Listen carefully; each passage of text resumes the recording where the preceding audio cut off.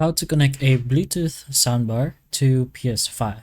First of all, let's say you go ahead into your PS5 settings, you try to connect and find your Bluetooth soundbar, go ahead into your accessories, go to Bluetooth accessories, and you find your accessory or your soundbar, and you try to connect and you just see this. The PS5 doesn't support Bluetooth audio accessories and blah blah blah because it is not a PS5 device.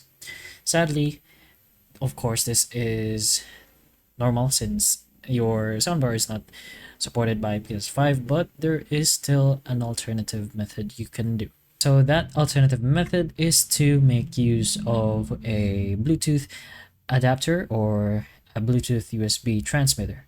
Oops.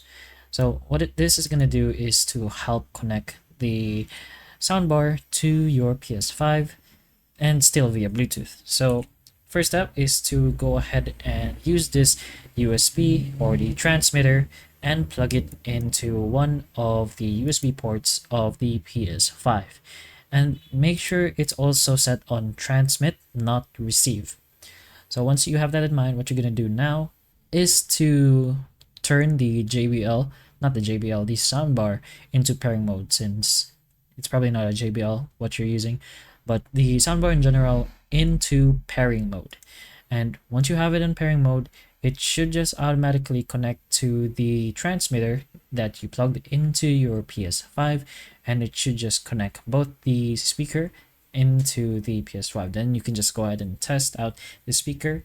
If it works, you can play any kind of sound in your PS5 to see if it comes out of your speaker. But that is one of the only available options as of now. You use a third-party device to connect a third-party device, a third-party speaker or soundbar accessory, whatever, to your PS5.